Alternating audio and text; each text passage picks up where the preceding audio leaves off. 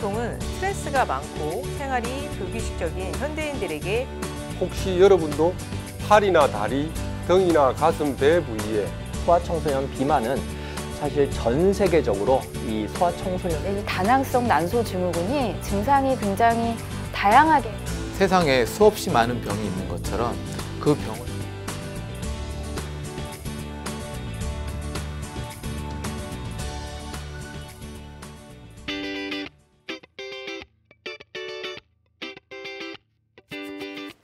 안녕하세요. 건강보감 한의사 황만기입니다. 오늘 강의는 소아청소년, 코 고는 애들에 대한 얘기를 해보려고 하는데요. 소아청소년 코골이하고 수면 무호흡에 대한 한의학적인 치료법에 대해서 알아보는 시간을 가져보도록 하겠습니다. 우선 코골이 그리고 수면 무호흡의 원인, 증상, 진단 그리고 합병증에 대해서 설명을 드릴 것이고요.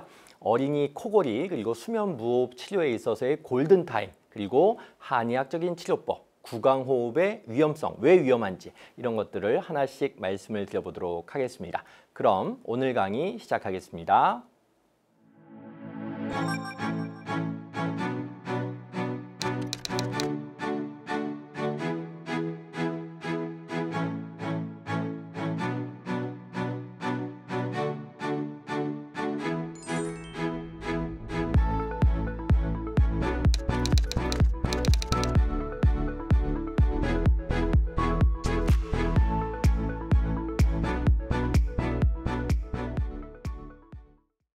우선 코골이 그리고 수면 무호흡의 정의부터 살펴보도록 하겠는데요.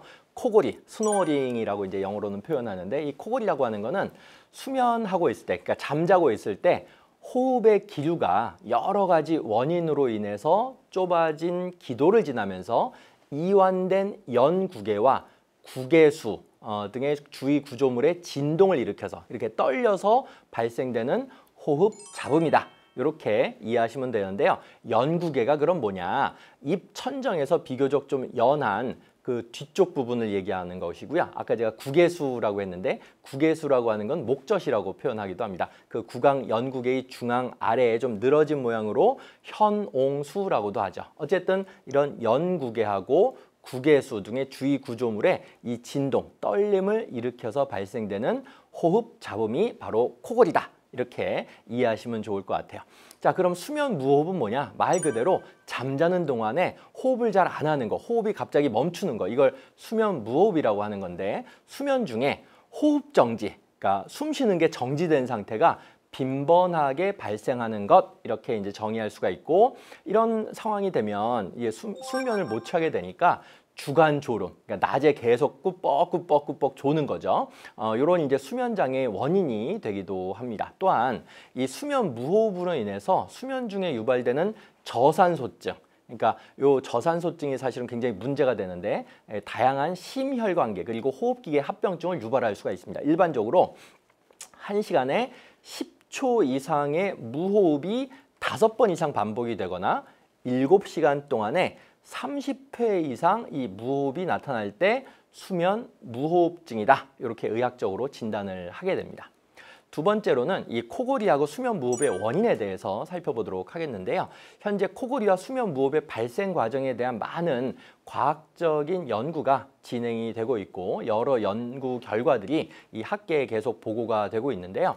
이 수면 무호흡하고 이 코골이 환자들의 대부분이 비강에서 시작돼서, 그러니까 코 안쪽에 있는 그 구조물, 비강이라고 하는데 그 안쪽에 있는 공간에서 시작되어서 인후두까지 이어지는 구조인 상기도 공간이 좁아지는 해부학적인 이상 소견을 가지고 있다. 이렇게 알고 계시면 좋아요. 그래서 비만으로 인해서, 그러니까 뚱뚱하신 분들이 코골이도 많고 수면 무호흡도 많거든요. 그래서 비만으로 인해서 목 부위에 지방이 좀 많이 축적이 되거나, 그러니까 배만 살찌는 게 아닌 거죠. 목도 살찌는 거죠. 혀라든지 편도 같은 조직이 이제 비대해지는 경우에도 목 안에 공간이 좁아들어들고 줄어드니까 상기도가 좁아드니까 코골이 그리고 수면 무호흡이 나타날 수 있게 되는 것입니다. 또 턱이 비정상적으로 작거나 목이 짧고 굵은 사람들한테서 이런 증상이 나타나는 경우도 굉장히 많은데요. 인두 주변에, 그 목 안쪽에 있는 인두 주변에 근육 기능에 문제가 생겨서 인두의 기도 확장근의 힘이 횡격막에 의한 흉곽내 음압을 이겨내지 못할 때에도 코골이하고 수면 무호흡증이 발생을 하게 됩니다. 특히 오늘의 주제인 소아청소년의 코골이하고 수면 무호흡증의 가장 큰 원인, 거의 65%에서 70%를 차지하는 원인은 편도 크다는 얘기를 많이 어머님들 들어보셨을 수 있어요. 우리 애기 편도 크다고. 편도가 크거나 편도 비대증이 있거나 아데노이드 비대증이 있거나 요게 소아청소년 코골이하고 수면 무호흡증의 가장 핵심적인 압도적인 원인이다. 일단 이렇게 기억하고 계시면 좋으실 것 같습니다. 우리 어린이 애기들의 코골이, 무슨 애기가 코를 골겠어? 라고 하시지만 코 고는 애기들 꽤 많거든요. 잘 들여다보시면 어린이들의 이 코골이가 아이가 너무 우리 애기가 피곤해서 나타나는 현상이 아닌가? 라고 이렇게 질문을 굉장히 많이들 하게 되세요. 제가 그런 질문을 매일매일 받고 있는데 그 임상 현장에서 보면 우리 어린이들, 소아청소년 코골이를 아이들의 단순한 뭐 잠버릇이라든지 우리 애가 너무 공부를 너무 많이 해서 너무 피곤해서 드러난 증상이라든지 아니면 그냥 나 닮았어, 나도 코골잖아, 그런 이제 단순한 어떤 수면 습관 정도로 완전히 오해하시는 부모님들이 너무너무 많으세요. 제가 이 오해를 불식시켜 드리려고 매일매일 답변을 드리는데 조금 전에 말씀드린 것처럼 코골이는 한마디로 숨길, 그러니까 기도가 여러 가지 이유들로 인해서 좁아져서 수면 중에 호흡을 할 때 공기가 통과하면서 아까 말씀드렸던 연구계 조직하고 혀뿌리 등을 이렇게 진동하게 해서 떨리게 해서 나타나는 진동음 현상이다. 이렇게 알고 계셔야 돼요. 특히 우리 소아청소년 코골이라고 하는 거는 상기도의 일부 또는 전체 폐쇄에 의해서 발생한다는 명백한 사실을 우리 부모님들이 좀 경각심을 가지고 생각을 해주셔야 합니다. 목 안쪽의 편도 비대 또는 코 깊숙한 곳에 있는 이 아데노이드 비대가 전체 어린이 코골이, 소아청소년 그 수면 무호흡증 환자의 한 65에서 70%를 차지하고 있다고 아까 제가 말씀을 드렸었는데요. 나머지 한 30에서 35% 정도 되는 애기들은 그럼 무슨 이유가 있을까? 알레르기 비염 있는 애기들이 굉장히 많습니다. 그리고 만성 축농증, 요런 이제 알레르기 비염이나 만성 축농증이 있기 때문에 코를 고는 그 원인으로 작동하는 경우가 한 30에서 35%가 되는데 이 이외에도 뭐 약한 폐활량이라든지 선천적으로 큰 혀를 가졌다든지 기도 자체가 좀 원래 좀 좁은 애기들이라든지 턱이 좀 작다든지 입천장이 굉장히 높다든지 어쨌든 굉장히 고르지 않은 그런 치아를 가졌다든지 이런 골격 구조 같은 것도 코골이의 원인이 될 수도 있다. 이렇게 이해하시면 좋으실 것 같습니다. 사실 우리 어린애기들 코골이보다는 임상적으로 더 중요한 문제는 수면 중에 코골이를 할 경우에 호흡이 원활하지 못하기 때문에 자연스럽게 구강호흡, 입으로 숨 쉬는 걸로 이어진다는 게 훨씬 더 임상적으로 중요한 문제입니다. 입으로 숨을 쉬면 그럼 왜 안 좋을까요? 코로 숨 쉬지 못하고 입으로 숨을 쉬면 입으로 숨을 쉬면서 이제 자기 때문에 자연스럽게 턱에 이제 과도하게 힘이 들어가요. 그게 턱이 과도하게 성장을 하게 되는 거죠. 자극을 받으니까. 그러니까 주걱턱으로 이렇게 이어질 수도 있고 부정교합을 일으키게 되는 것이죠. 또 코골이 하는 우리 소아청소년 중에서 한 10% 정도가 수면 무호흡증을 동반을 하게 되는데요.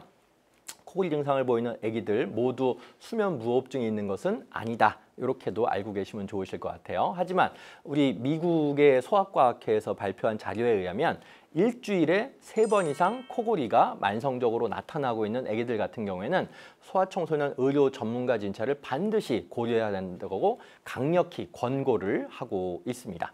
특히 코골이와 더불어서 야뇨증이라든지 학습장애라든지 주간 졸림이라든지 그러니까 학교 가서 계속 조는 거죠. 잦은 중이염이라든지 잦은 상기도 감염이라든지 고막절개술, 그러니까 중이염 걸려가지고 고막절개술 했던 과거력이라든지 1회 이상 목격된 수면 중의 무호흡, 아기가 갑자기 숨을 멈추고 숨을 안 쉬는 거죠. 이런 이제 1회 이상 목격된 수면 중의 무호흡이라든지 주의력 결핍 과잉행동장애, ADHD 그런 유사 증상, 너무 집중이 안 되고 막 책 보는 것도 뭐 5분을 못 넘기고 이런 애기들 중에서 어쨌든 이런 이제 이상 증상을 가지고 있는 애기들 같은 경우는 반드시 전문가로부터 수면 무호흡증이 아닌가에 대한 진찰을 받고 치료를 적극적으로 좀 조기에 받아야 된다. 이렇게 저는 강력히 말씀을 드리고 싶습니다. 세 번째로는 코골이하고 수면 무호흡증의 증상에 대해서 말씀을 정리해 보겠는데요.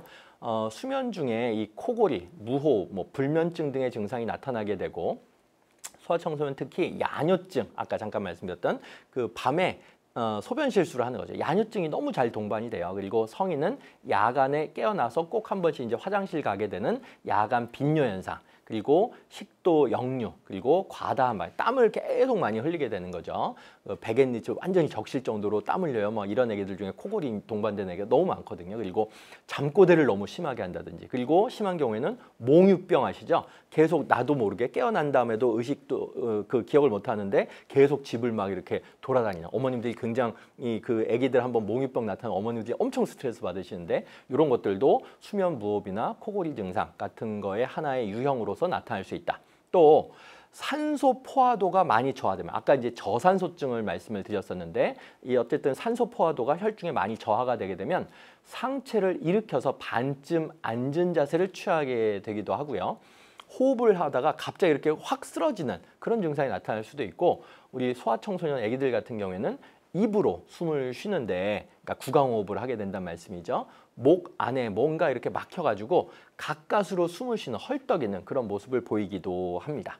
또 호흡이 힘들어가지고 가슴을 헐떡헐떡거리고 땀을 많이 흘리기도 하고요.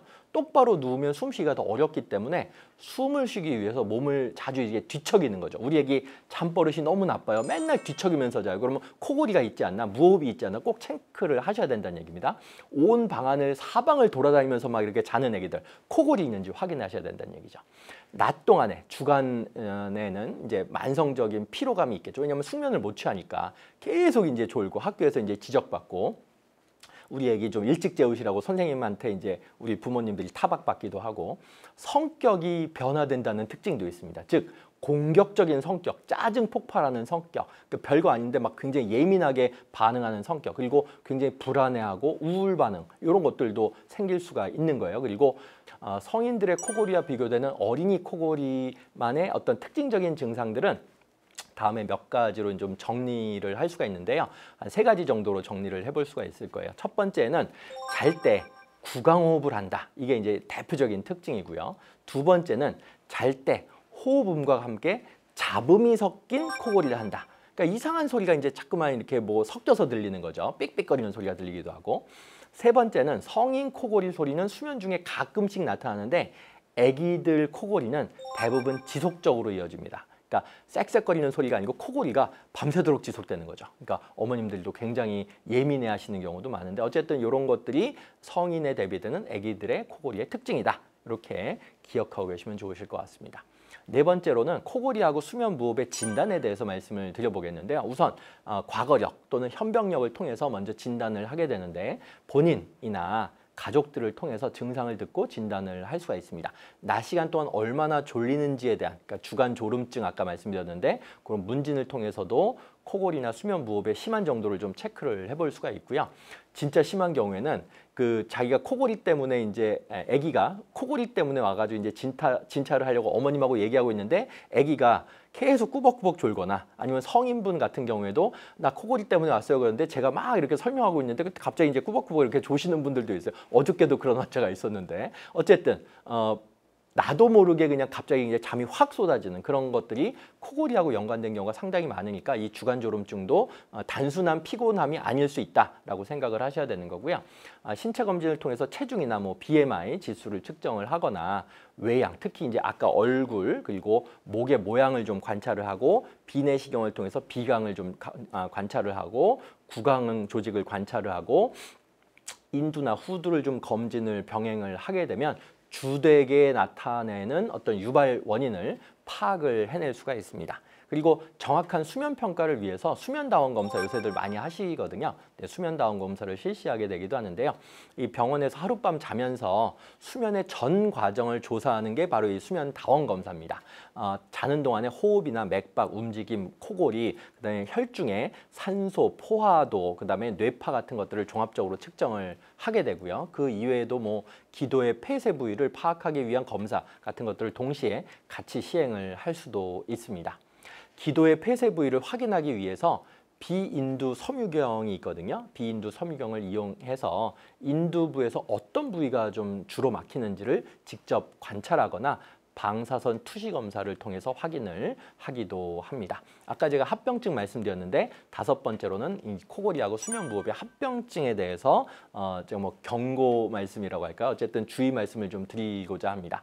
증상이 충분히 조절되지 않고 장기간 무호흡이 지속될 경우에, 방치될 경우에, 어린이 코골이가 어머님이나 아버님의 무관심으로 계속 지속될 경우에는 나중에 커서 애가 부정맥이라든지 고혈압이라든지 허혈성 심질환, 그다음에 아까 말씀드렸던 좌심실 부전이라든지 폐질환, 아까 호흡 부전, 뭐 폐성 고혈압 이런 거 말씀드리지 않습니까? 이런 것들이 유발이 합병증으로 될 수가 있어요. 그리고 코골이가 당뇨병이나 녹내장을 악화시키거나 유발시킬 수도 있다. 이런 과학적인 논문 보고도 있어요. 그리고 발기부전 같은 성 관련 문제도 남성들한테는 발생시킬 수 있다. 그러니까 조기에 어린이들 같은 경우에는 특히나 조기에 치료를 해야 된다. 이렇게 저는 강력히 권유를 드리고 싶고요.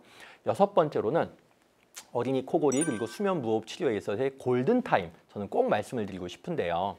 어린이 코골이와 어린이 수면 무호흡 치료는 적어도 만 10세를 넘기지 말아야 된다. 그러니까 만 10세가 리밋 타임이다 라고 저는 강조를 드리고 싶습니다. 왜냐하면 만 10세 전후로 기도 성장이 대부분 완료가 되기 때문에 만 10세 이후에 치료를 해서 바로잡으려고 한다면 이 시간, 돈, 에너지가 훨씬 더 많이 필요하고 키 성장이라든지 성격이라든지 학습에 대해서도 지속적으로 부정적 영향을 주기 때문에 만 10세 이전에 반드시 치료를 해줘야 된다. 이렇게 강조를 드려볼 수 있을 것 같습니다.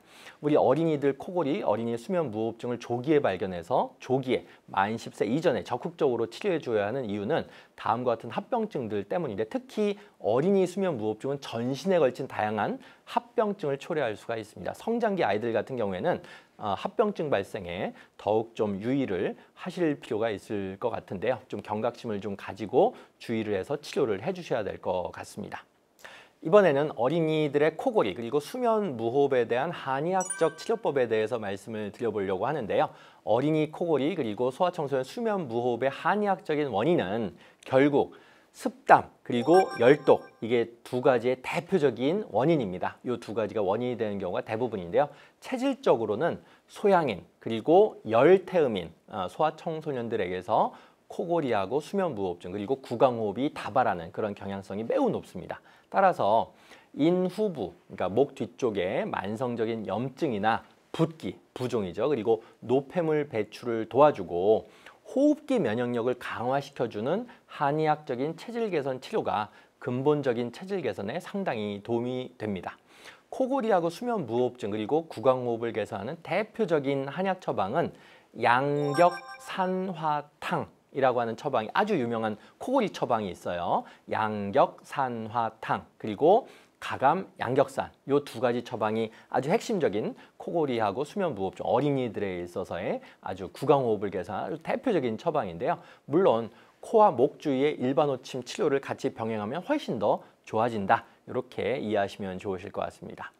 다음으로는 구강호흡의 위험성에 대해서 정리를 짧게 한번 해보려고 하는데요. 밤에 입 벌리고 자는 애기들 너무 많죠. 무의식적으로 입을 벌리고 있거나 10초 이상 입을 다물었을 때 불편하고 답답한 느낌이 든다면 우리 아기가 현재 구강호흡을 하고 있을 가능성이 매우 큽니다.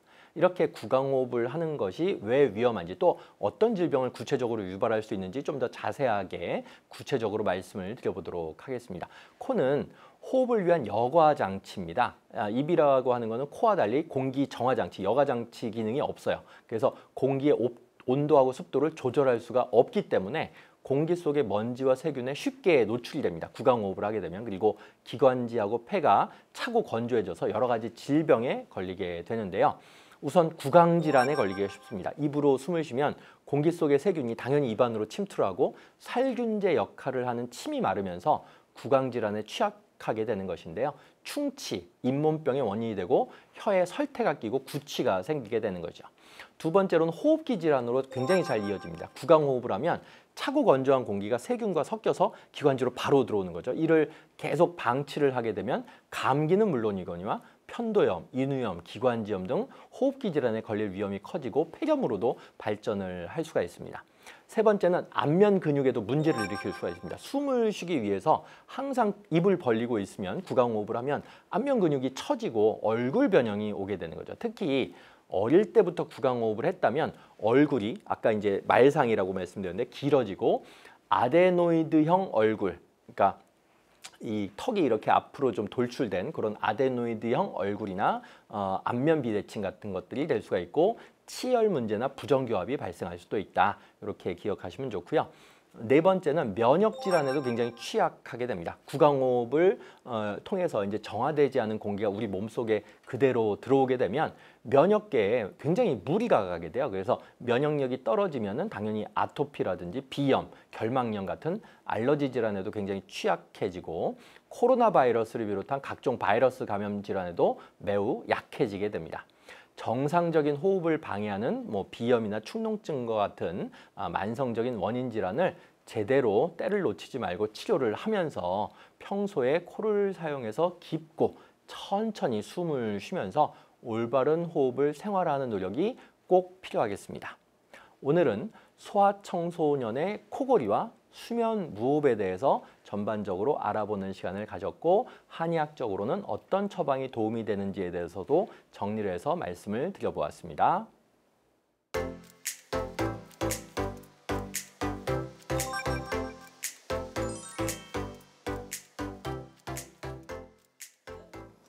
건강 Q&A. 많은 분들께서 코골이, 수면 무호흡에 대해서 질문을 해주셨는데요. 그중에 다음과 같은 질문이 있었습니다. 코골이나 수면 무호흡 또는 구강호흡 개선에 도움이 좀 될 수 있는 한방차가 있으면 좀 추천을 해주세요 라고 하는 질문이었는데요. 제가 진료실에서도 굉장히 많이 받는 질문입니다. 몸에 열이 많은 경우에는 아까 제가 이제 열태음인이나 소양인들 이렇게 좀 열이 많은 그런 체질 유형들에서 코골이나 수면 무호흡, 구강호흡이 많이 발생한다고 말씀을 드렸었는데요. 이렇게 열이 체질적으로 좀 많은 경우에는 갈근 차, 갈근이 이제 칡뿌리거든요. 갈근 차, 칡차죠. 그리고 몸이 좀 찬데 코골이가 있는 코골이가 나타나는 경우에는 계피차. 계피가 신나몬 아니겠습니까? 몸이 찬 경우에는 계피가 좀 따뜻한 성질이 있으니까 계피차로 한다. 즉 코골이가 똑같이 나타난다 하더라도 열이 있는 경우에는 갈근차, 몸이 찬 경우에는 계피차 이렇게 이제 분류해서 한방차를 좀 음용을 하시면 좋으실 것 같고요. 알레르기가 같이 동반돼 있는 경우, 알레르기 비염 때문에 코골이가 더 심해지는 경우도 너무너무 많아요. 그래서 비염을 좀 적절하게 치료해주면 구강호흡이나 아니면은 수면 무호흡이나 코골이가 개선되는 경우도 굉장히 많은데요. 알레르기 체질이다. 그런데 코골이가 있다, 무호흡이 있다. 그러면 현계차. 저는 이걸 굉장히 추천을 합니다. 길경, 도라지라고도 하죠. 길경을 꾸준하게 이렇게 음용을 하는 것도 아니면 뭐 식사로 이제 반찬으로 먹는 것도 굉장히 추천을 할 수가 있죠. 또 물을 굉장히 충분히 많이 섭취를 시켜주어서 호흡기, 폐, 기관지, 코, 입의 건조를 예방하는 것도 굉장히 중요합니다. 그 배의 효능에 대해서도 좀 정리해서 말씀을 드려보려고 하는데요. 배가 또 굉장히 호흡기에 도움이 되거든요. 이 배는 나트륨하고 칼슘, 마그네슘, 요오드 등의 이 미네랄, 무기질 성분이 굉장히 우수한 강알칼리 식품이에요. 그렇기 때문에 또 이제 비타민 B1, 비타민 B2, 비타민 C 이런 것들도 다른 과일에 비해서 상당히 좀 고함량으로 함축이 되어 있습니다. 그리고 배라고 하는 건 한의학 고전에서는 이자라고 불렀는데요. 성질이 매우 좀 차고 시원한 청량한 그런 성질을 가지고 있기 때문에 코하고 아까 제가 계속 반복해서 말씀드렸죠. 체질적으로 열독이 많이 쌓이는 열태음인이나 소양인들에게서 코골이나 수면 무호흡이 그리고 구강호흡이 많이 발생한다고 한의학적 원인을 설명을 드렸었는데 어쨌든 배라고 하는 게 굉장히 찬 성질이 있고 염증을 완화시키는 그런 이제 성질이 있기 때문에 코하고 목 주변에 만성 염증을 완화시켜주고 열을 내려주고 기침과 가래를 좀 이렇게 사겨주고 가슴 답답함도 완화시켜주는 굉장히 다양하고 좋은 탁월한 효능을 이 이자라고 하는 배가 가지고 있죠. 그리고 소화를 활성화시켜주는 효과도 굉장히 뛰어나요. 그래서 고깃집 같은 데 우리 가지 않습니까? 삼겹살이나 한우 같은 거 드신 다음에 꼭 마지막으로 나오는 에피타이저라고 하나요? 에피타이저가 아니고 디저트.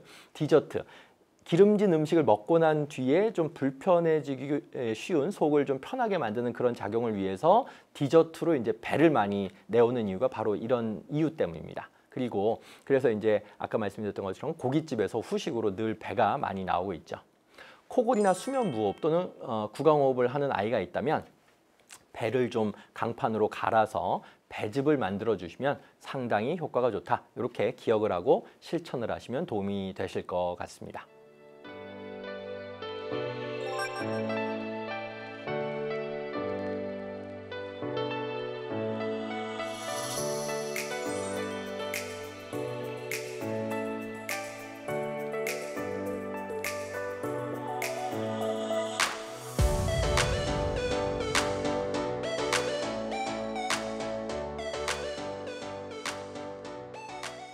건강보감 이제 마칠 시간입니다. 오늘은 소아청소년 코골이와 수면 무호흡에 대한 한의학적 치료법에 대해서 알아보았는데요.